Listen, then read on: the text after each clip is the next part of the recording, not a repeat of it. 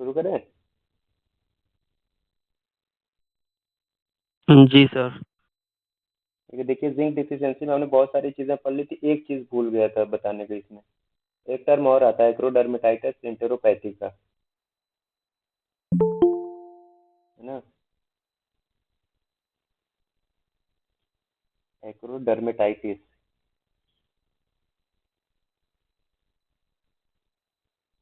Enteropathy का, ये जो होती है ये भी जिंक की डिफिशियंसी से होती है ये डिजीज, और अक्सर ये वाला क्वेश्चन पूछा भी जाता है कि एक्रोडर्मेटाइटिस एंटेरोपैथी का किसकी डिफिशियंसी से होती है। तो ये जिंक की डिफिशियंसी से होती है, बाकी इसकी डिफिशियंसी से और जितने सारे मैनिफेस्टेशन है वो यहाँ पे लिखे हुए हैं।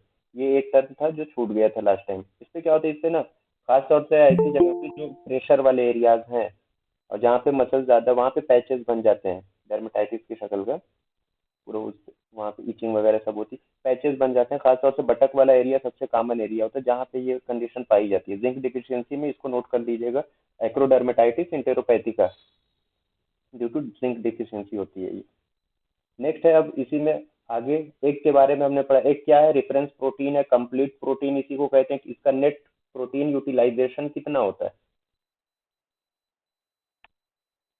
एनपीयू।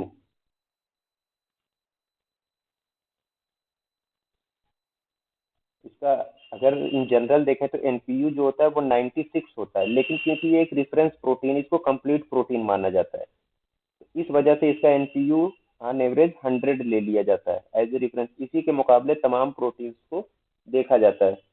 इसका एनपीयू कहीं कहीं आपको 100 भी लिख के आ जाएगा, तो उसमें कोई कंफ्यूजन वाली बात नहीं होनी चाहिए। 96 है, इसको 100 ले लिया जाता है। अच्छा, एक चीज कल एक क्वेश्चन था, मोस्ट प्लेग्रोजेनिक, यही तो था, हाँ, मोस्ट प्लेग्रोजेनिक अमीनो एसिड कौन सी होती है।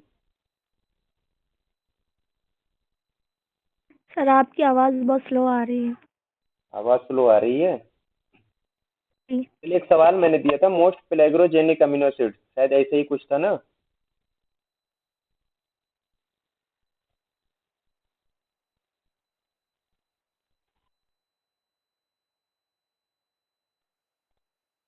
इस तरीके का क्वेश्चन था और अक्सर लोगों ने उसको गलत, ज्यादातर लोगों ने किस पे लगाया, ट्रिप्टोफैन पे।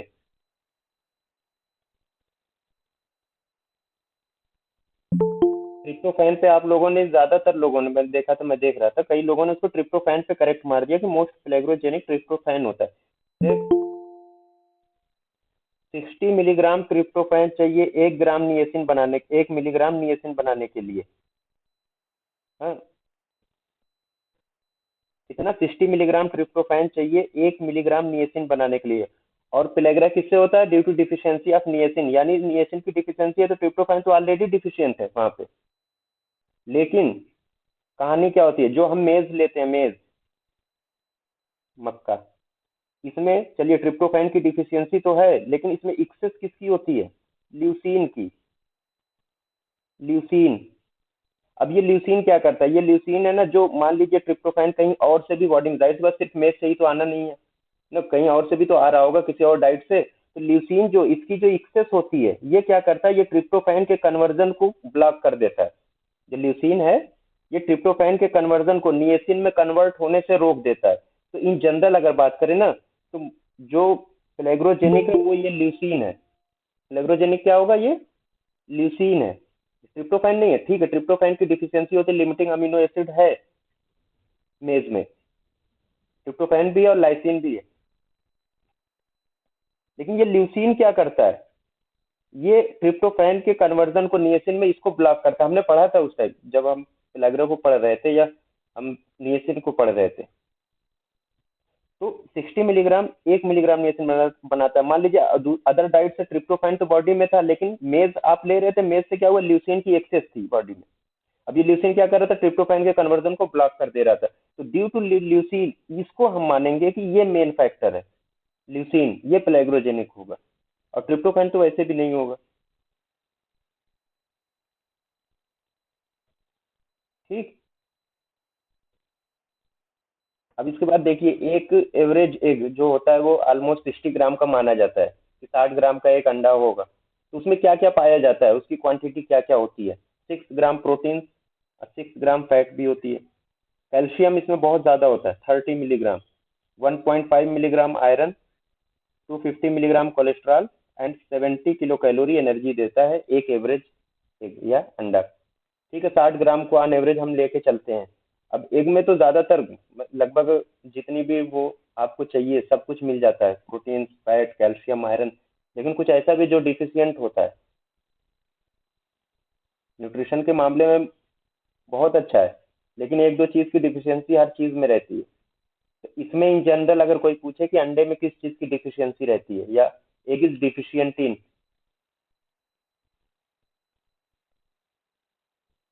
अंडे में किस चीज़ की डिफिशियंसी होती है? एक तो विटामिन सी की डिफिशियंसी होगी, दूसरे कार्बोहाइड्रेट्स, मीठा नहीं होता ना अंडा, कार्बोहाइड्रेट और विटामिन सी की डिफिशियंसी होती है। ठीक। एक क्या है, सबसे बेस्ट है अमंग प्रोटीन, जितनी भी प्रोटीन्स की आप बात करेंगे उनमें सबसे बेस्ट क्या है? अंडा है। उसका नेट प्रोटीन यूटिलाइजेशन कितना है? 96 है। और इसी 96 की वजह से इसको हम रेफरेंस प्रोटीन मान लेते हैं, और जब रेफरेंस प्रोटीन आप मान लेंगे तो एनपीयू कहीं कहीं आपको 100 भी लिखा हुआ आ जाएगा, ये हो जाएगा। अच्छा, ठीक है, सब कुछ पाया जा रहा है, लेकिन डिफिशियंसी किसकी है? विटामिन सी और कार्बोहाइड्रेट्स की। अंडे में विटामिन सी और कार्बोहाइड्रेट नहीं पाया जाता है, इसकी डिफिशियंसी होती है।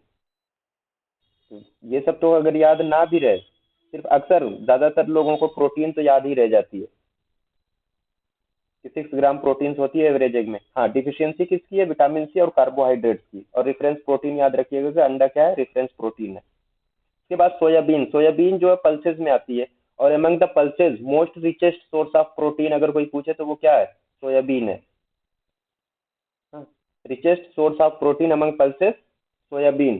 कितना प्रोटीन होता है इसमें? 43.2%, ना 43% प्रोटीन होता है, 4% मिनरल और 20% फैट्स होते हैं इसमें, सोयाबीन में।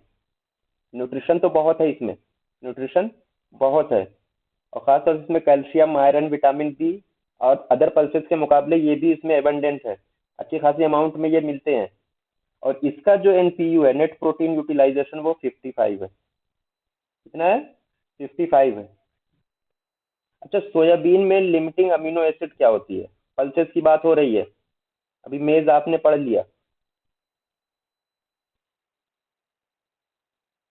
मेथोनिन। हाँ, मेथियोनिन। ऐसे ही आखिर है ना, पल्सेस में पी से एम, पी एम। ठीक है, कोई भी पल्स होगी, मेथियोनिन। ठीक।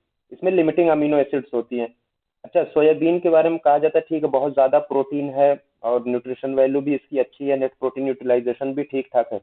लेकिन अगर एक्सेस यूज आप करेंगे ना, खास तौर से मेल्स की बात कर रहा हूँ, तो ये मेल्स के लिए पुअर मैंस मीट के तौर पे ये यूज भी होता है। और खासतौर से जो वेजिटेरियन होते हैं वो लोग यूज करते हैं ज्यादा। और जो बॉडी बिल्डर होते हैं जिनको प्रोटीन चाहिए और वेजिटेरियन भी है, वो अंडा भी नहीं ले रहा है और वो सोयाबीन का रेगुलर यूज कर रहा है, तो ऐसे लोगों में गाइनोकोमेस्टिया एक कंडीशन आती है।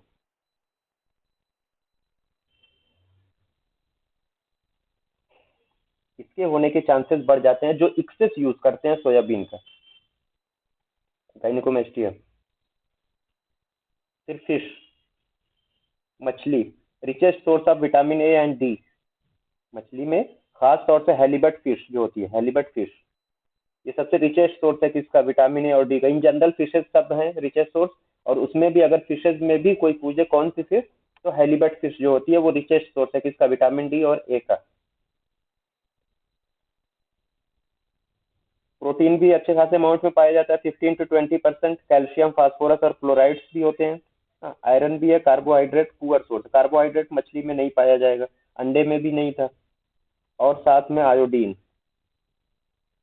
ट्रेस में आयोडीन की जरूरत पड़ती है, लेकिन वो ट्रेस भी इसमें नहीं पाया जाता फिशेज में, तो आयोडीन भी इसमें डिफिशियंट है। तो दो पुअर सोर्स है इसके, कार्बोहाइड्रेट्स और आयोडीन। अंडे में किस चीज की कमी थी? विटामिन सी और कार्बोहाइड्रेट की। अब आइए मिल्क की बात करते हैं। मिल्क भी एक हाईली न्यूट्रिशियस माना जाता है कि इसमें तमाम न्यूट्रिएंट्स इसमें मौजूद होती हैं। इनका सबसे पहले आप फैट कंटेंट देख लीजिए। जो अलग अलग तरीके के दूध इस्तेमाल होते हैं, बफेलो में फैट कंटेंट सबसे ज़्यादा होता है, बफेलो मिल्क में। गोट में फैट कंटेंट जो है बफेलो के मुकाबले कम होता है, और लीस्ट जो होता है, सबसे कम फैट जो होता है वो ह्यूमन मिल्क में होता है। ठीक, ये इस तरीके से है। सबसे ज्यादा किस में होगा? बफेलो में। और लीस्ट किस में है? ह्यूमन में है, फैट। इसके बाद प्रोटीन कंटेंट। प्रोटीन कंटेंट भी एज इट इज सेम है, जैसे फैट कंटेंट है वैसे ही प्रोटीन कंटेंट है। बफेलो में सबसे ज्यादा प्रोटीन है, फिर गोट में है, काऊ में, और इन लास्ट ह्यूमन मिल्क में। सबसे कम प्रोटीन ह्यूमन मिल्क में है। अब एक चीज आई, लैक्टोज कंटेंट सबसे ज्यादा, अपोजिट हो गया। लैक्टोज कंटेंट सबसे ज्यादा ह्यूमंस में होता है, ह्यूमन मिल्क में, सॉरी ना। लैक्टोज कंटेंट सबसे ज्यादा किसमें हुआ? ह्यूमन मिल्क में। उसके बाद बफेलो मिल्क, फिर गोट और काऊ के मिल्क में सबसे कम होता है लैक्टोज कंटेंट। एनर्जी कंटेंट की बात की, अब एनर्जी कंटेंट वही लगभग सेम हो गया जो पहले वाला था, जिसमें जाहिर सी बात है जिसमें फैट और प्रोटीन ज्यादा होगा उसी में एनर्जी कंटेंट भी ज्यादा होगा। एज इट इज उसको याद कर लीजिए कि जिसमें फैट और प्रोटीन ज्यादा है उसी में एनर्जी भी ज्यादा होगी। बफेलो है, गोट, काऊ, ह्यूमन मिल्क में सबसे कम होती है एनर्जी। ठीक, ये तो था इन जनरल। अब एक चीज आती है, दूध को जैसे कहते हैं ना कि इसको पास्चराइज करना, यानी इन जनरल हम कहते हैं उबालना है, उबालना है। तो पास्चराइजेशन में कई तरीके होते हैं, पास्चराइजेशन में कई तरीके होते हैं। सबसे पहला जो होता है, मोस्ट कॉमनली यूज भी किया जाता है खासतौर से हाउस होल्ड लेवल पे, वो होल्टर मेथड या वैट मेथड जिसको हम कहते हैं, होल्टर मेथड या वैट मेथड। इसमें जो टेम्परेचर लगता है 63 टू 66 डिग्री सेंटीग्रेड तक का टेम्परेचर, होल्टर मेथड में पास्चराइजेशन के लिए मिल्क के 63 to 66 degree centigrade for more than 30 minute. इसको ऐसे भी याद कर सकते हैं, नॉट लेस देन 30 मिनट, यानी 30 मिनट से कम नहीं, उससे ज्यादा ही देर तक हमको क्या करना है? बॉयल करना है इसको। उसके बाद क्या करना है? फौरन रैपिड कूलिंग करानी है। रैपिड कूलिंग करानी है 5 डिग्री सेंटीग्रेड पे इसको। हाँ, rapid cooling to 5 degree centigrade. और ये जो है सबसे बेस्ट मेथड हो जाता है हाउस होल्ड लेवल पे या स्मॉल लेवल पे, होल्टर या वेट मेथड। हाँ, टेम्परेचर कितना? 63 से 66 degree centigrade, 63 to 66 degree centigrade for time not less than 30 minute. उसके बाद क्या करते हैं? 30 मिनट से ज्यादा आपने उबाल लिया, बॉयल कर लिया, उसके बाद उसको फौरन रैपिड कूलिंग करानी। ये नहीं कि आपने उसे छोड़ दिया, नहीं, तो फौरन किसी लो टेम्परेचर पे रखे उसको, आपको 5 डिग्री सेंटीग्रेड पे उसको कूल करना है। नेक्स्ट आता है HTST method, high temperature short time method. High temperature short time method मतलब टाइम जो है, ड्यूरेशन जो है उसको कम करके टेम्परेचर को बढ़ा दिया गया। टेम्परेचर कहाँ पे लाया गया? 72 डिग्री सेंटीग्रेड पे। कितने पे? HTST मेथड में 72 डिग्री सेंटीग्रेड टेम्परेचर। और टाइम कितना होना चाहिए? मोर देन 15 सेकेंड का, यानी सेकेंड्स में अब टाइम की जरूरत है। बस इतनी ही देर अगर इसको बॉयल कर लिया गया तब भी ये हो जाएगा कि हाँ, जो इसमें बैक्टीरिया है वो किल हो जाएंगे। मोर देन 15 सेकेंड का टाइम चाहिए HTST मेथड में। अब ये इसके लिए हम कहते हैं ना, इसको भी क्या करना है? रैपिड कूलिंग करनी है।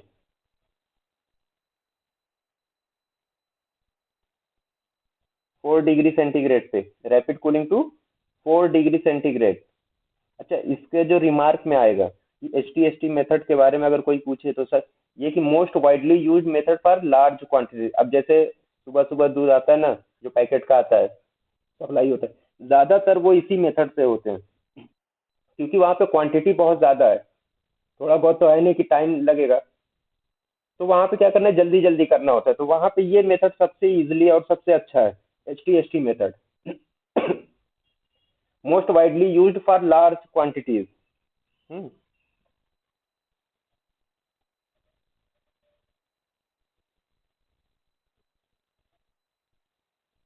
लार्ज क्वांटिटीज के लिए मोस्ट वाइडली यूज्ड मेथड जो है वो high temperature short time method होता है। इसके बाद इसी का जस्ट एक थोड़ा सा मॉडिफाइड वर्जन है, HHST मेथड। ये भी high temperature short time method का है। इसमें क्या करते हैं? इसको जो ना बैच पास्चराइजेशन कहते हैं। इसमें टेम्परेचर तो है, हाई है, लेकिन इसमें टाइम थोड़ा सा लगता है। इसमें टाइम थोड़ा सा लगता है। इसका जो टेम्परेचर है वो 68 डिग्री सेंटीग्रेड है, कहीं कहीं इसका जिक्र भी नहीं होता, 3 ही को ले लिया जाता है। 68 डिग्री सेंटीग्रेड है, और 30 मिनट के लिए इसको करना है। 30 मिनट के लिए इसको करते हैं, और इसको कहा जाता है, इसको जो टर्म दिया गया बैच पास्चराइजेशन का, अलग अलग बैच में किया जाता है इसको।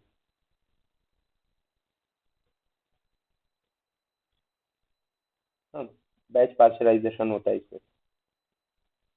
अब लास्ट जो है ये अल्ट्रा हाई टेम्परेचर मेथड है, UHT method, ultra high method.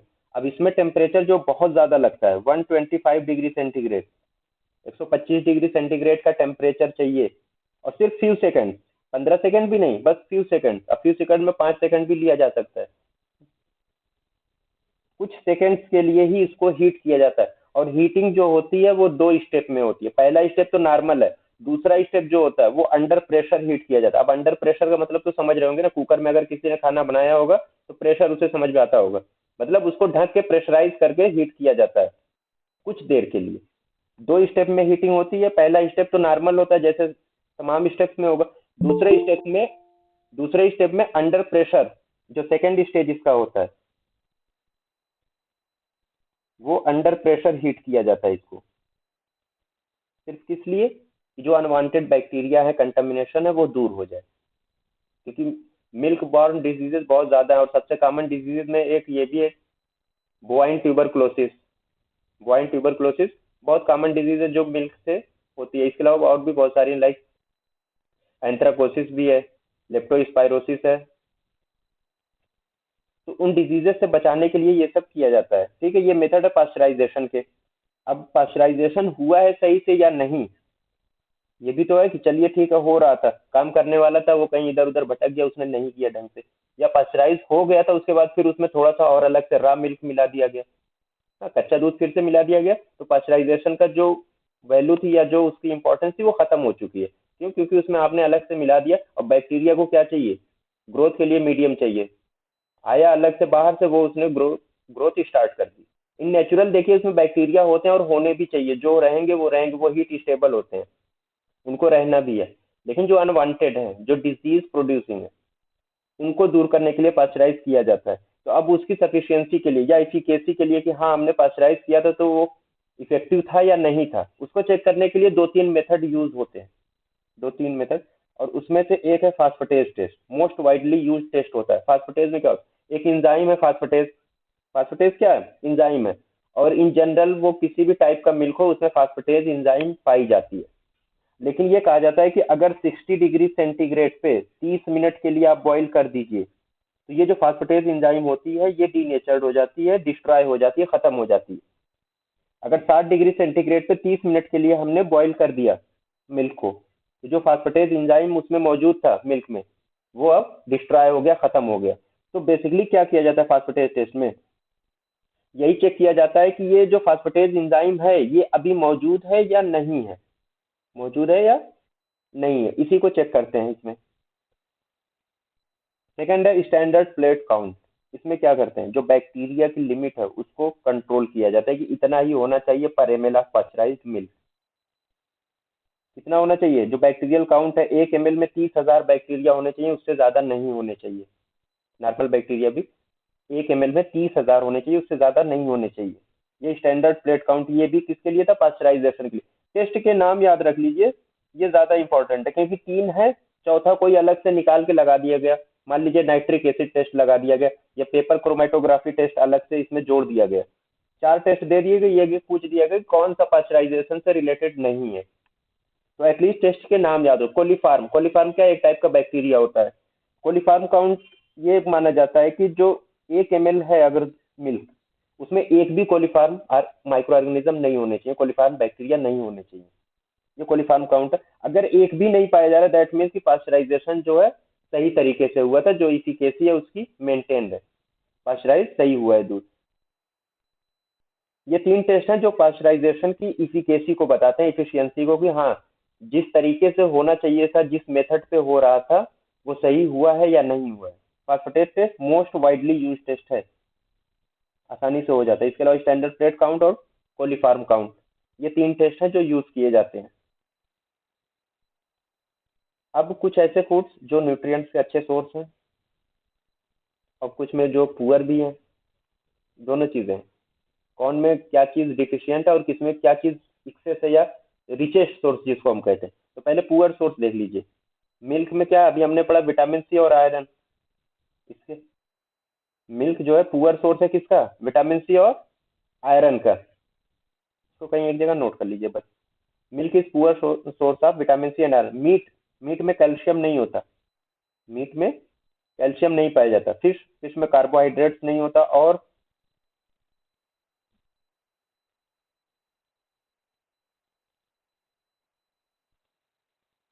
Iodine. ठीक है, एक जो है पुअर सोर्स है किसका, विटामिन सी और कार्बोहाइड्रेट्स का। अभी हमने पढ़ा था अंडे में विटामिन सी और कार्बोहाइड्रेट्स नहीं होते हैं। अब रिचेस्ट सोर्स की बात करिए, रिचेस्ट हेलीबट लीवर ऑयल जो है, ये रिचेस्ट सोर्स है किसका, विटामिन ए और विटामिन डी का। सेकंड है इंडियन गूसबेरी आंवला, सबने पढ़ा होगा, रिचेस्ट सोर्स है विटामिन सी का। और ये एक सीड्स आते हैं जिंगली, हाँ, या जिंजली भी पढ़िए इसको, जिंजली सीड्स हैं, ये रिचेस्ट सोर्स है किसके, थायमिन के, विटामिन बी 1। और शीप लीवर, यानी भेड़ की कलेजी जो होती है, शीप लीवर, रिचेस्ट सोर्स है किसका, विटामिन बी 2, राइबोफ्लेविन का। रागी, मिलेट, मिलेट जो होते हैं ना, बहुत स्मॉल साइज के जो पल्सेस में एक तरीके से, या सीरियल, सॉरी, स्मॉल साइज के सीरियल्स होते हैं, उनको हम मिलेट कहते हैं इन जनरल। जैसे बाजरा है, बाजरा है, ज्वार है, रागी है, ये सब क्या, ये मिलेट की कैटेगरी में आते हैं। तो रागी जो है रिचेस्ट सोर्स है किसका, कैल्शियम का। अब दो जगह कैल्शियम है, रागी जो होगा कैल्शियम के सोर्स के लिए, ये हम बात करेंगे किसके लिए, सीरियल्स में,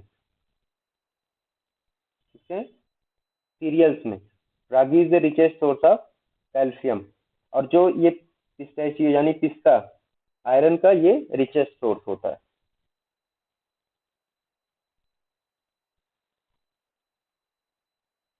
अब फूड एडल्ट्रेशन डिजीजेस, कुछ ऐसे भी होते हैं, जैसे एडल्ट्रेशन भी होता है, फोर्टिफिकेशन भी होता है। फोर्टिफिकेशन तो ठीक है, डिजीज से बचाने के लिए हो रहा है, लेकिन एडल्ट्रेशन जो होता है इन जनरल, जो लोग करते हैं, मिलावट करते हैं सिर्फ किस लिए, पर्सनल फायदे के लिए। और मास लेवल पे नुकसान हो रहा है उसका कोई वो नहीं, लेकिन सिर्फ अपनी इनकम बढ़ाने के लिए या पर्सनल लेवल पे अपने फायदे के लिए एडल्ट्रेशन किया जाता है जनरली। इसके अलावा कभी कभी होता है ना, स्टोरेज से भी हो जाता है।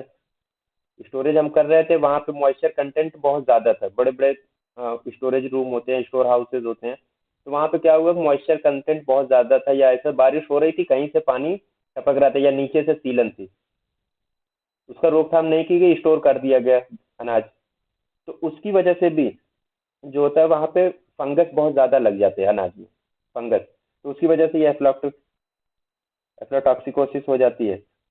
या इर्गाट एक टाइप का फंगस है जो फसल खेत में है, मतलब फसल है, उसको हमने कुछ नहीं किया, लेकिन खेतों में भी कभी कभी फंगस लग जाता है फसल में, तो वो इर्गाट्स होते हैं। इसके अलावा ये जो लेथायरिज्म है, ये सब किसकी वजह से हो रहा है, एडल्ट्रेशन की वजह से, लोग दालों में मिला के देते हैं।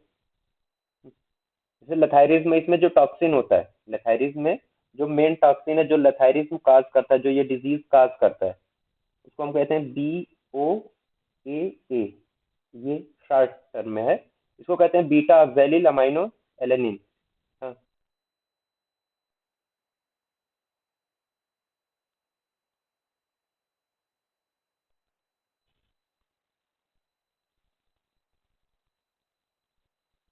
बीटा ऑक्सैलिल अमाइनो एलेनिन, ये क्या है, BOA, ये जो है टॉक्सिन्स है जो काज करता है क्या, लेथायरिज्म। और ये पाया किस में जाता है, जो एडल्ट्रेंट है क्या है, खेसारी दाल, इसका ये जनरल नाम है खेसारी दाल। जो इसका साइंटिफिक नेम है वो है लेथाइरस सटाइवस।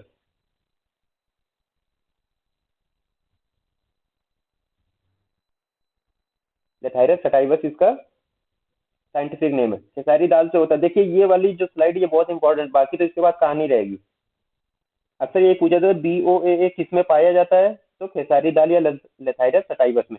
या इस टॉक्सिन की वजह से बीमारी कौन सी होती है, लेथाइरिज्म होती है। ठीक है, एपिडेमिक ड्रॉप्सी, एपिडेमिक ड्रॉप्सी में क्या होता है, ये ना जो हाथ पैर है वो एकदम फूल जाते हैं, मतलब जनरलाइज एनासार का कंडीशन हो जाती है। वैसे तो सबसे पहले पैरों से शुरू होता है, एडिमा शुरू होता है पैरों से, लेकिन फिर वो कुछ वक्त ऐसा आता है कि पूरी बॉडी में हो जाता है, जिसको हमने एपिडेमिक ड्रॉप्सी इसका नाम। ये जो होता है, जो इसमें टॉक्सिन्स होता है, सेंग्यूनराइन, हाँ, SANGUNIARINE, सेंग्यूनराइन। अब ये जो किस में होता है, ये जो आमतौर से लोग कहते हैं ना, हम शुद्ध तेल यूज करते हैं, हम सरसों का एकदम शुद्ध तेल कहाँ से लेके आ रहे हैं? सीधे मशीन से ही कोल्हू से लेके चले आ रहे हैं। वहां पे भी क्या होता है, वहां पे भी मिलावट होती है सरसों में। तो वो उसकी वजह से अर्जिमोन मैक्सिकाना का जो नाम है, अर्जिमोन आयल भी इसको कहते हैं। हाँ, आयल है ये बेसिकली। तो जो सरसों होती है ना, उसी के साथ इसको भी मिला दिया, जो लगभग सेम कलर के होते हैं, अर्जिमोन मैक्सिकाना। तो उसकी वजह से इसमें ये जो टॉक्सिन होता है सैंग्यूनराइन, इससे जो डिजीज होती है वो एपिडेमिक ड्रॉप्सी होती है। एपिडेमिक ड्रॉप्सी होती है। इसके बाद एंडेमिक एसाइटिस। एंडेमिक एसाइटिस जो होती है ना, एक चीज आती है झुनझुनिया। झुनझुनिया का नाम सुना है आपने? झुनझुनिया पायरोली ना, कोरोटेलिया सीड है इसको। एंडेमिक एसाइटिस जो होती है, एक झुनझुनिया करके एक वो आते हैं, छोटे छोटे होते हैं सीड्स, क्रोटोलेरिया सीड्स।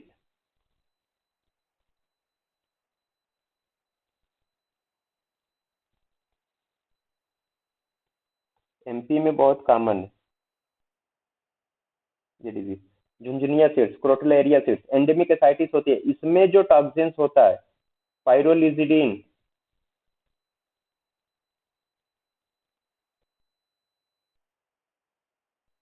ये अल्कलाइड है। पायरोलिजिडीन ये अल्कलाइड है, जिसकी वजह से एंडेमिक एसाइटिस होती है। किसमें पाया जाता है? क्रोटोलेरिया सीड्स में, या झुनझुनिया सीड्स जिनको हम कहते हैं। इसके बाद है एफ्लाटॉक्सिकोसिस। ये क्या है? ये फंगस है, एफ्लाटॉक्सिन से होता है। एफ्लाटॉक्सिन फंगस इससे होता है। एस्परजिलस फ्लेवस जो इसका साइंटिफिक नेम है,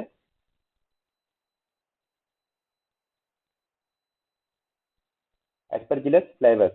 ये अक्सर जो खास तौर से जो अनाज होते हैं ना, जो बड़े बड़े स्टोर हाउसेज में स्टोर किए रहते हैं, वहां पे ये कंडीशन पाई जाती है कि अगर वहां पे मॉइस्चर कंटेंट बहुत ज्यादा है, more than 15%, more than 20% moisture content है, तो ऐसे में ये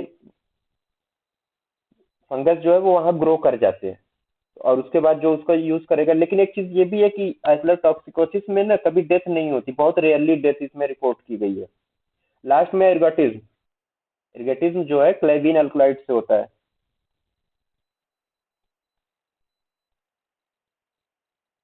क्लेविन अल्कलॉइड ये टॉक्सिन्स है सब। एर्गोटिज्म जो काज करता है क्लेविन अल्कलॉइड से। क्लेविसेस फ्यूजिफार्मिस इसका जो एडल्ट्रेंट है, ठीक, ये इससे होता है एर्गोटिज्म। और ये जो होता है, फसल खड़ी है खेतों में, वहां पे भी कभी कभी इन जनरल ऐसे ही नहीं कहते कि फंगस लग गया खेतों में, फंगस लग गया, तो उसमें लग जाता है, काले काले रंग के धब्बे की तरह दिखते हैं ये। तो ये फूड एडल्ट्रेशन की डिजीजेज जो कॉमन डिजीजेज है जो होती हैं। पहला जो है लेथाइरिस। लेथाइरिज्म जो है किससे हो रहा था? टॉक्सिन जो था बीटा ऑक्सैलिल अमाइनो एलेनिन, ठीक है, टॉक्सिन है BOAA। खेसारी दाल या लेथाइरस सटाइवस जो है वो उसका एडल्ट्रेंट है, जो दाल में मिला के यूज किया जाता है। तो उसकी वजह से ये होती है। दो तरीके की होती है, न्यूरोलेथारिज्म एंड ऑस्टियोलेथारिज्म। अब इसमें देखिए दो कंडीशन है, क्योंकि ये जंगली है तो जानवर भी खाएगा। तो जानवर जो खाते हैं उनको ऑस्टियोलेथारिज्म होता है, यानी एनिमल्स में ऑस्टियोलेथारिज्म होता है। और न्यूरोलेथारिज्म जो होता है मैन में होता है, ह्यूमन में, आदमियों में न्यूरोलेथारिज्म होता है। किस वजह से होता है? जो पल्स है खेसारी दाल, लेथाइरस सटाइवस, उसको खाने की वजह से ये न्यूरोलेथारिज्म होती है। अब कैसे होगी? अगर कोई डाइट है जिसमें ये वाली दाल, यही खेसारी दाल 30% से ज्यादा उस डाइट में रेगुलर यूज की जा रही है, कब? 2 से 6 महीने तक लगातार किसी ने ये डाइट यूज की ली जिसमें खेसारी दाल जो है 30% से ज्यादा थी, और उसने 2 से 6 महीने तक उसको यूज किया, तो उसको ये बीमारी हो जाएगी, न्यूरोलेथाइरिज्म। और आमतौर से ये 15 से 45 साल की जो एज है, रिप्रोडक्टिव एज ग्रुप है, इसी में ये कॉमन है। और ब्रेस्ट फीडिंग इन्फेंट्स में नहीं होती है। जो टॉक्सिन्स है BOA beta oxalyl amino alanine, ठीक, ये टॉक्सिन है, इसको नोट कर लीजिएगा।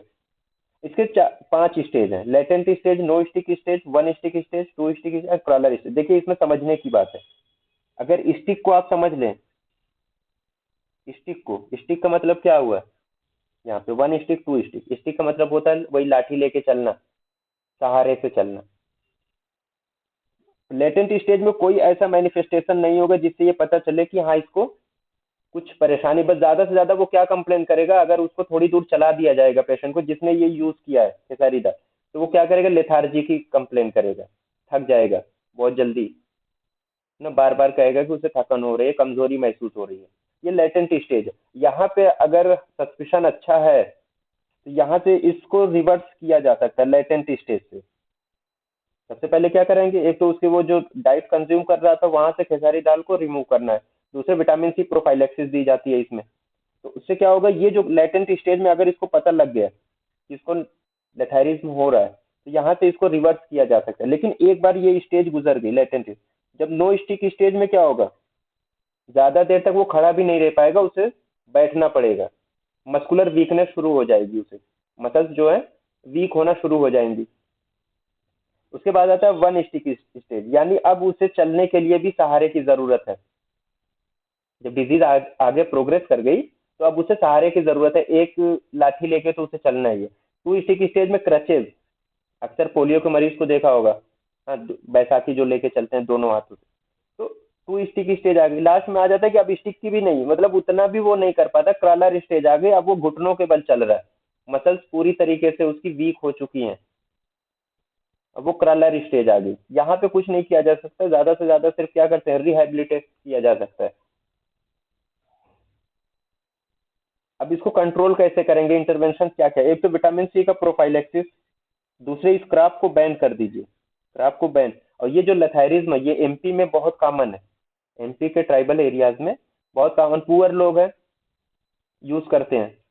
तो क्रॉप को एमपी में अभी भी बैन नहीं किया जा सका है, बाकी अदर दूसरे जगहों पे इस क्रॉप को बैन कर दिया गया है, लेकिन एमपी में ये अभी, मध्य प्रदेश में ये अभी बैन नहीं हो पाई है, तो वहां पे लेथायरिज्म के केसेस मिल जाते हैं। इसके अलावा जो टॉक्सिन्स है अब उसको कैसे रिमूव करेंगे, तो दो मेथड है, steeping method and parboiling. Steeping method का मतलब क्या, चुनना, बाई हैंड आप उसको निकालते रहिए उसमें से, एक तो ये हो गया। दूसरा पार बॉइलिंग का टर्म हमने पढ़ा था कि शैलो बॉइलिंग भी इसको कहते हैं, थोड़ी देर के लिए लो टेम्परेचर पे इसको बॉईल करते हैं हल्का सा। तो अगर आपने पढ़ा होगा अदविया में, रखू मुतलक, रखू जद्दन, रखू बईफरात, अब पार बॉइलिंग किस में आएगा?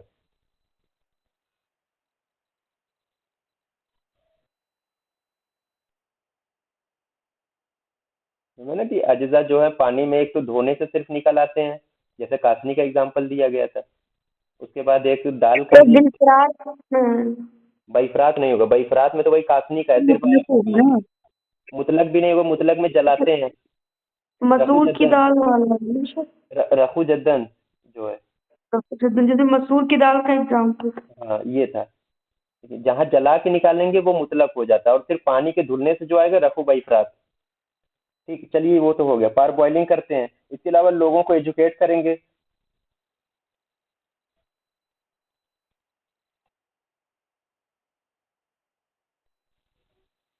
लोगों को एजुकेट करेंगे। जेनेटिक अप्रोच का मतलब ये जो, ये लेथाइरिज्म, ये जो खेसरी दाल है, लेथाइरस सटाइवस है, इसकी कई सब टाइप्स होती हैं। इसमें से कुछ ऐसे टाइप्स हैं जिनमें ये वाला टॉक्सिन BOAA बहुत रेयर या बहुत कम माइन्यूट क्वांटिटी में पाया जाता है। तो ये है कि जेनेटिक अप्रोच का मतलब ये है कि बाकी जो जिनमें बहुत ज्यादा ये टॉक्सिन है उनको रिमूव करके लोगों को कहा जाए कि ये वाली दाल आप उगाइए या ये वाली इस्तेमाल करिए जिसमें बहुत कम होता है। तो ये जेनेटिक अप्रोच थी। इसके अलावा सोशियो इकोनॉमिक चेंजेस, लोगों को दूसरे और इसके सब्सिट्यूट पे लेके आया जाए,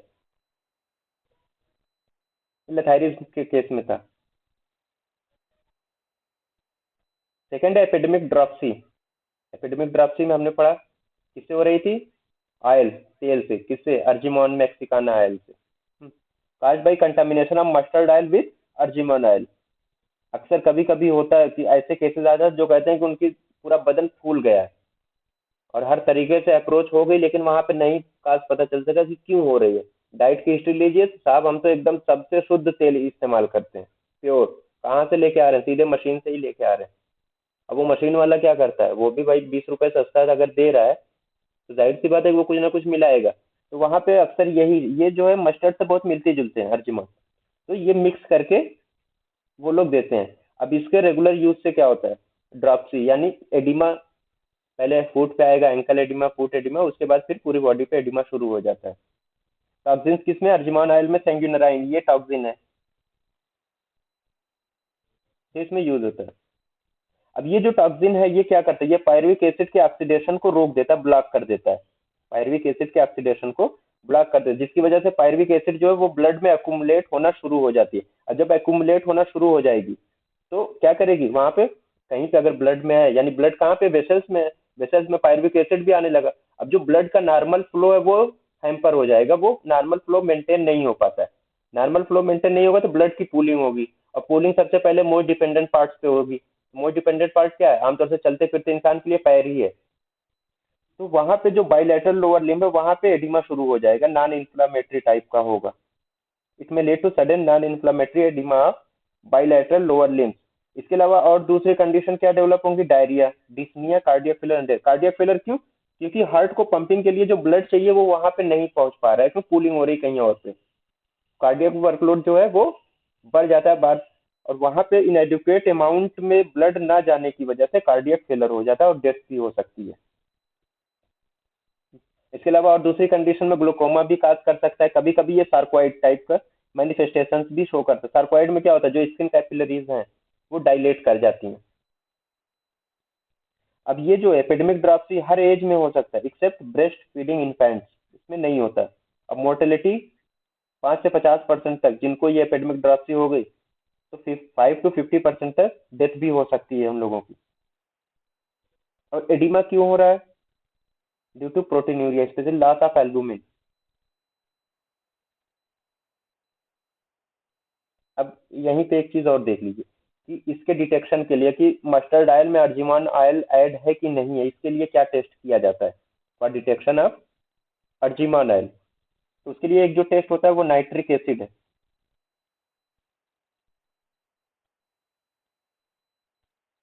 क्या? Nitric acid. नाइट्रिक एसिड क्या करते हैं? जैसे हमने सैंपल लिया तेल का, कहीं का जो जो आ रहा था, हमें चेक करना था कि इसमें अर्जिमान ऑयल मिला है या नहीं मिला है।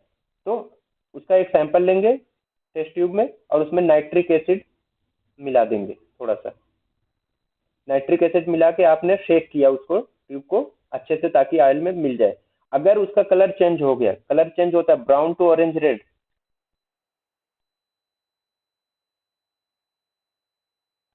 ब्राउन टू ऑरेंज रेंज, अगर कलर चेंजिंग आ गई उस टेस्ट ट्यूब में, दैट मीन्स कि इसमें मिक्सिंग हो रही है किसकी? अर्जिमोन ऑयल की।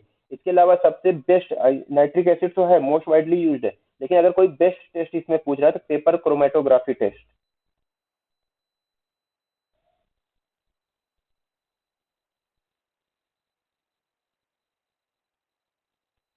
पेपर क्रोमेटोग्राफी टेस्ट ये सबसे अच्छा टेस्ट होता है to check whether mustard oil is mixed with argemone oil और नॉट। दो टेस्ट इसमें यूज होते हैं। सेकंड है इर्गोटिज। इर्गोटिज किससे हो रही थी? क्लेविसेस फ्यूजिफार्मिस। ये क्या है? सील्ड फंगस है। इसको जो एर्गॉट को क्या कहा जाता है? Sealed fungus. क्योंकि इसमें किसी की जरूरत नहीं है, ऑटोमेटिक खेतों में फसल है उसमें लग जाते हैं, तो इसको फील्ड फंगस भी कहा जाता है इर्गॉट्स को। अब क्यों होता है? इर्गॉट फंगस क्लेविसेस फ्यूजिफार्मिस की वजह से होता है, और खास तौर से किन में होता है? बाजरा, राइस, ऑर्गन, व्हीट, ये जो फूड आइटम्स है इनके में ज्यादा लगते हैं ये फंगस। अब इनको रिमूव कैसे करेंगे? रिमूव कैसे करेंगे? एक तो ये float them in 20% salt water. सिर्फ साल्ट वाटर में आपने इसको फ्लोट कर दिया 20% साल्ट वाटर में, तो ये जो इर्गाट्स होते हैं ये उससे छूट जाएंगे। लेकिन अब ये चीज आ गई किसमें? रखूबाई फरात में। फिर हैंड पिकिंग है, हाथ से उसको छांटिए, या एयर फ्लोटेशन, हवा की मदद से, जो अक्सर साफ सफाई की जाती है खेतों खलिहानों में, ने देखा होगा, फैन लगा के या हाथों से चलाने वाले फैन से उसमें से जो और दूसरी चीजें मिली होती है उसको निकालते हैं। तो एयर फ्लोटेशन हो गया, हैंड पिकिंग, और फ्लोट देम, इसको फ्लोट कर दीजिए जिसमें आपको लग रहा है कि इसमें मिक्सिंग हो रही है एयरगार्ड्स की 20% साल्ट वाटर में। ये इसका तरीका है एयरगार्ड को रिमूव करने का। सेफ लिमिट क्या है? अगर फूड 100 ग्राम फूड मटेरियल है, उसमें अगर 0.05 मिलीग्राम क्लेविसेप्स है ये एयरगार्ड, तो कोई दिक्कत नहीं है, वो सेफ लिमिट में आते हैं। उसके बाद ये लास्ट है एंडेमिक एसाइटिस। पाइरोलिजिडीन अल्कलॉइड से होता है, जो हिपैटोटॉक्सिन्स और हिपैटिक कार्सिनोमा काज करते हैं आमतौर से। किसकी वजह से? क्रोटोलेरिया प्लांट, झुनझुनिया सीड, इसकी वजह से ये होती है एंडेमिक असाइटिस। कॉमन है खाल ये जो प्लेन वाला इलाका है ना, स्पेशली जो ट्राइबल एरियाज जहाँ पे बहुत ज्यादा है, मध्य प्रदेश, छत्तीसगढ़, वहाँ पे एंडेमिक असाइटिस पाई जाती है। न्यूट्रिशन में मिड डे मील प्रोग्राम, इसका नाम हर किसी ने सुना होगा, और स्कीम, प्रोग्राम पहले लॉन्च हुआ था, बाद में उसको स्कीम कर दिया गया। Mid day meal programme also known as school lunch programme, इसको क्या कहा जाता है? स्कूल लंच प्रोग्राम कहा जाता है। कब ये शुरू किया गया था? 1961 में। देखिए इसमें एक ही दो चीज कॉमन है, इसमें ज्यादातर ये पूछा जाता है ना कि एनर्जी और प्रोटीन की रिक्वायरमेंट कितनी कितनी होनी चाहिए अगर आप दे रहे हैं मिड डे मील में। वही नॉर्मल क्वेश्चन भी है जो इसमें बनता है। इसको 1961 से ये ऑपरेशनल है, स्कूल लंच प्रोग्राम भी इसको कहते हैं। हाँ, मेजर ऑब्जेक्टिव क्या था इसका? इसका सबसे बड़ा ऑब्जेक्टिव ये था कि बच्चों को ज्यादा से ज्यादा अट्रैक्ट किया जाए स्कूल्स में एडमिशन लेने के लिए। क्यों? क्योंकि अगर आप दोपहर में उसको लंच प्रोवाइड कर रहे हैं तो बच्चा वहां पे रुकेगा, रुकेगा तो पढ़ेगा, और पढ़ेगा तो लिटरेसी रेट का इम्प्रूवमेंट होगा। सीधी सी बात है कि लिटरेसी को इम्प्रूव करना था, तो उसके लिए ये mid day meal programme start किया गया था। दूसरी चीज ये थी कि जो मील है वो होम डाइट का सब्स्टिट्यूट नहीं बनाना, बल्कि as a supplement add on करना है, इसको एडिशनल देना है, ताकि उसमें जो डिफिशियंसी हो रही है बच्चों में, जो बीमारियां हो सकती हैं due to deficiency of various nutrients, वो ना होने पाए। अब इसमें ये चीज, यही एक क्वेश्चन है, 1/3 टोटल एनर्जी रिक्वायरमेंट होनी चाहिए जो ये मील प्रोवाइड करा रहा है, और हाफ टोटल प्रोटीन। मान लीजिए किसी को 20 ग्राम प्रोटीन की रिक्वायरमेंट है, तो mid day meal programme at least 10 gram protein provide करना चाहिए उसको। ये है इसका, ये मोटो था, यही इसका ऑब्जेक्टिव था कि 1/3 of total energy requirement and half of total protein requirement ये मिड डे मील देगा। किसके अंडर में ये काम करता है? मिनिस्ट्री ऑफ एजुकेशन के। ये किसके अंडर में काम करता है? मिनिस्ट्री ऑफ एजुकेशन के। नेक्स्ट है वही उसी का just extension, mid day meal scheme, जिसको कहा जाता है national programme of nutritional support to primary education. ये कब लॉन्च हुआ था? 1995 में। कब लॉन्च हुआ? 1995 में हुआ। तो जो इसमें भी वही कहा गया कि जो मिड डे मील है ये सप्लाई कर रहा कितना? 1/3 ऑफ टोटल एनर्जी सप्लाई करे, और half of total protein requirement. ठीक है, ये तो इतनी चीजें हो गई इसके लिए। अब जो प्रिंसिपल है कि मिड डे मील को फार्मुलेट करेंगे तो क्या होना चाहिए क्या नहीं होना चाहिए, इसी की बेसिस पे वहाँ मेनू जो है वो बनाया जाता है स्कूलों में। ऐसे बोले कि इसको ऐड ऑन देना है, एज ए होम डाइट के रूप में नहीं देना, बल्कि क्या सप्लीमेंट करना है इसको अलग से। तो कैलोरीज कितनी होनी चाहिए? 1/3 हाफ प्रोटीन, इसको तो रट लीजिए, याद हो जाना चाहिए। और जो मील का कास्ट है वो लो होना चाहिए, बहुत महंगा खाना नहीं देना है। दूसरी चीज, ऐसे मील्स जो इजिली कुक्ड हो जाए, कॉम्प्लिकेटेड कुकिंग प्रोसेस नहीं होनी चाहिए उसमें। और जो आसपास फूड्स अवेलेबल हैं, लोकली अवेलेबल फूड्स हैं, उन्हीं में से मेनू बनना चाहिए। और जो मेनू है वो लगातार चेंज हो, यानी एक ही मेनू डेली नहीं होना चाहिए। अल्टरनेट डे पे कर सकते हैं, या इसको ये भी कर सकते हैं कि रोज का रोज नया मेनू बनना चाहिए, या बन जाए एक ही बार में हफ्ते भर का। जैसे करते हैं आमतौर से, क्या करते हैं, जो सीरियल्स हैं या मिलेट्स हैं, सीरियल्स या मिलेट्स हैं, इसको अगर कहा जाए कि किसी को मिड डे मील में देना है, मिड डे मील में एक बच्चे को देना है, तो कितना होना चाहिए उसकी डाइट में? 75 ग्राम पर डे होना चाहिए पर चाइल्ड। हाँ, 75 ग्राम पर डे पर चाइल्ड, सीरियल या मिलेट्स। पल्सेस कितनी होनी चाहिए एक बच्चे के लिए? 30 ग्राम। इसके अलावा लीफी वेजिटेबल्स, पत्तेदार सब्जियां, ये भी 30 ग्राम। और नॉन लीफी वेजिटेबल्स, ये भी 30 ग्राम होना चाहिए। इस तरीके से इसको जो मेनू होता है वो तैयार किया जाता है कि इतनी चीजें एटलीस्ट मिनिमम होनी चाहिए इनके में।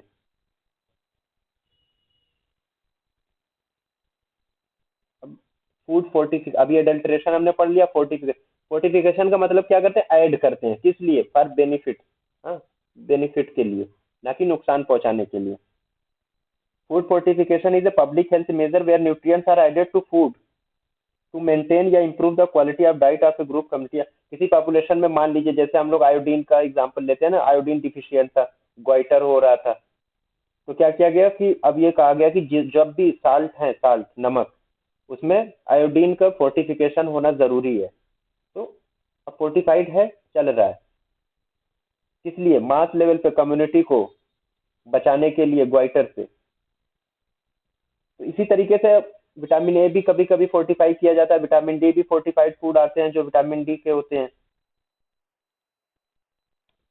विटामिन एंड विटामिन डी वनस्पति ऑयल जो होता है, जिसको सबसे कॉमन जो यूज होता था पहले, डालडा वनस्पति ऑयल या वनस्पति घी, तो इसमें विटामिन ए और विटामिन डी का फोर्टिफिकेशन किया जाता है। अब जो ये वनस्पति है, जो वनस्पति है, इसमें 2500 इंटरनेशनल यूनिट विटामिन ए मिलाई जाती है और 175 इंटरनेशनल यूनिट विटामिन डी पर 100 ग्राम इसको मिलाया जाता है। इसके अलावा वाटर है, कहीं कहीं फ्लोराइडेशन हो रहा है तो डी फ्लोराइडेशन किया जाता है ना। नालगोंडा टेक्निक याद होगी। नालगोंडा टेक्निक किससे थी, डी फ्लोराइडेशन ऑफ वाटर से थी। तो ये फूड फोर्टिफिकेशन। अच्छा, एक क्वेश्चन ये है कि अगर मान लीजिए फूड फोर्टिफाई किया जा रहा है, यहाँ पे आपने नमक में आयोडीन मिला दिया, वनस्पति में विटामिन डी मिला दी, या पानी था उसको डी फ्लोराइड कर दिया, तो ये किस लेवल का प्रिवेंशन होगा, ये किस लेवल का प्राइमरी। प्रिवेंशन। प्राइमरी। हाँ, प्राइमरी। देखिए, अगर हम आयोडीन मिला रहे हैं दैट मीन्स कि हमको क्या करना है, ग्वाइटर से रोकना, ग्वाइटर होने से बचाना है। एक स्पेसिफिक चीज को हम टारगेट कर रहे हैं, विटामिन डी की कमी से जो बीमारी हो रही थी उससे हमें बचाना है। हमने स्पेसिफिक किया कि हमें इसी को टारगेट करना है। तो health promotion and specific protection जो होता है किसका है, वो प्राइमरी लेवल ऑफ प्रिवेंशन का मोड ऑफ इंटरवेंशन है। स्पेसिफिक प्रोटेक्शन जहां भी लग जाएगा वो प्राइमरी लेवल ऑफ प्रिवेंशन होता है।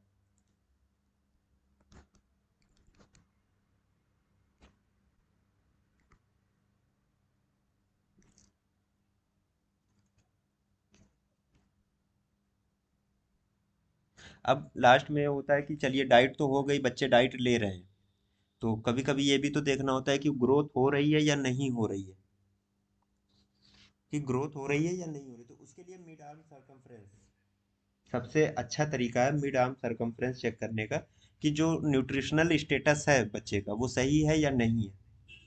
तो और मोस्ट कॉमनली जो होता है वो शाकिर स्टेप ही यूज किया जाता है। फील्ड इंस्ट्रूमेंट है for measurement of nourishment status of a child through measurement of mid arm circumference. आमतौर से जो एज ग्रुप है 1 to 5 ईयर्स की एज ग्रुप है, इसी में क्यों, क्योंकि ऐसा माना जाता है कि इस दौरान जो प्रैक्टिकली जो है ना आर्म सर्कमफ्रेंस है वो कांस्टेंट रहती है during this age 1 to 5 years की। शाकिर स्टेप क्या है, ये यूज किया जाता है मिड आर्म सर्कमफ्रेंस चेक करने के लिए या मेजर करने के लिए। अब इंटरप्रिटेशन कैसे करेंगे, मिड आर्म सर्कमफ्रेंस कितनी आई तो उसका इंटरप्रेट भी तो करना है। लाइक मान लीजिए मोर देन 13.5 सेंटीमीटर आ रहा है, 4 साल का बच्चा है, उसका 13.5 सेंटीमीटर या उससे ज्यादा की मिड आर्म सरकमफ्रेंस आ रही है, मोर देन 13.5। तो इसको कलर जोन में पहले तो बांटा गया, पहले क्या किया गया, कलर जोन, इसको दिया गया ग्रीन कलर। जो कलर जोन है इसको क्या दिया गया, ग्रीन कलर का दिया गया। अब इसका इंटरप्रिटेशन क्या होगा, ये होगा कि जो न्यूट्रिशनल स्टेटस है वो सेटिस्फैक्ट्री है। क्या है, सेटिस्फैक्ट्री न्यूट्रिशनल स्टेटस इसका है।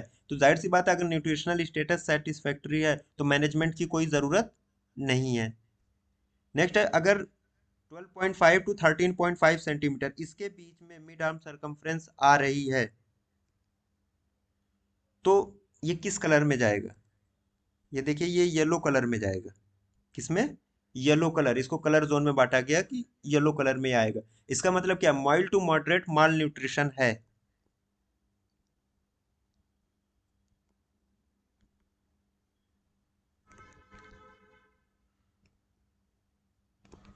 Mild to moderate malnutrition हो रही है। मैनेजमेंट कैसे करेंगे इसका? Management at home through diet, घर पे करिए डाइट के जरिए, थ्रू डाइट। नेक्स्ट, अगर लेस देन 12.5 सेंटीमीटर है, अगर 12.5 सेंटीमीटर से कम है तो कलर जोन क्या है? रेड कलर में, खतरनाक है ये। हाँ? कलर जोन क्या होगा? रेड होगा इसका। लेस देन 12.5 सेंटीमीटर अगर मिड आर्म सर्कमफ्रेंस आ रही है तो यानी क्या? सीवियर माल न्यूट्रिशन है, सीवियर माल न्यूट्रिशन हो रही है।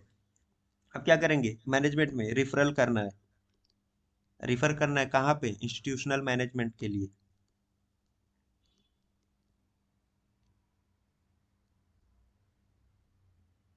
ठीक, इंस्टीट्यूशनल मैनेजमेंट के लिए रिफर करना है इसको। ये 3 तरीके से इंटरप्रिटेशन की जाती है शाकिर स्टेप की फाइंडिंग के अकॉर्डिंग। मिड आर्म सर्कमफ्रेंस आपने लिया, उसमें आपने चेक किया क्या आया, कितना मेजरमेंट आया, उसके हिसाब से हम इंटरप्रेट करेंगे कि हाँ किस जोन में है, क्या करना है और इसकी फाइंडिंग क्या हो सकती है। माल न्यूट्रिशन है तो माइल्ड टू मॉडरेट लेवल का है या सीवियर माल न्यूट्रिशन है या न्यूट्रिशनल स्टेटस सही है। फिर लास्ट में जो आता है प्रूडेंट डाइट।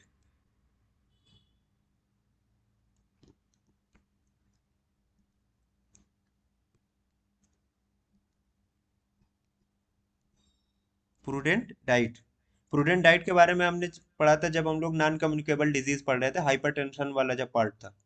प्रूडेंट डाइट में क्या था? मेन जो गोल था वहां पे डब्ल्यू ने जो दिया था, उसमें ये दिया था कि जो कोलेस्ट्रॉल और एचडीएल का रेशियो है, किसी को याद हो तो बताए कितना होना चाहिए?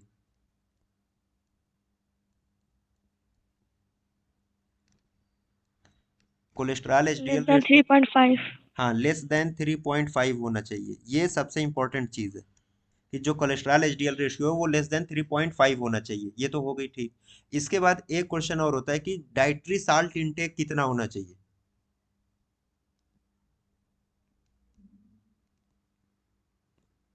साल्ट इंटेक लेस देन 5 ग्राम पर डे होना चाहिए, या ज्यादा से ज्यादा 5 ग्राम, उससे ज्यादा नहीं लिया जा सकता। ये रिकमेंडेशन है फॉर ए प्रूडेंट डाइट।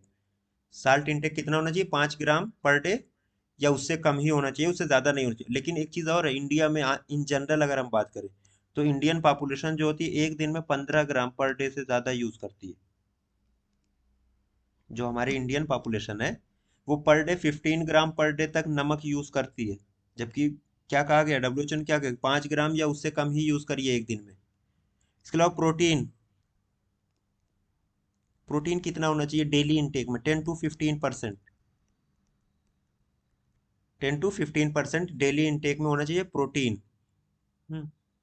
और सेचुरेटेड फैट जो होना चाहिए वो लेस देन 10%, या यूं कह लीजिए कि नॉट मोर देन 10%।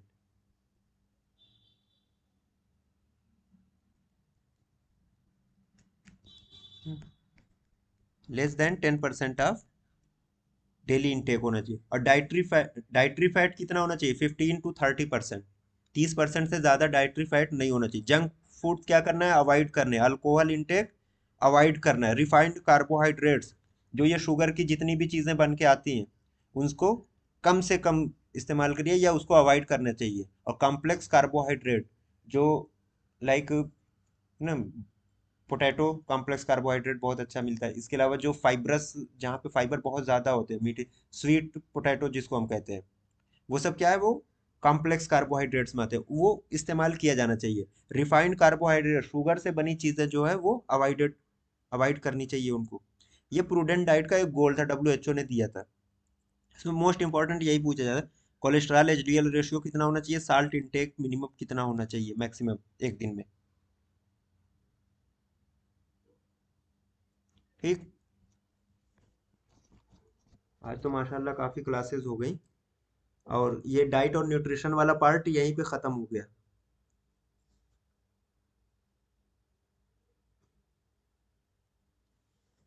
कोई क्वेश्चन है?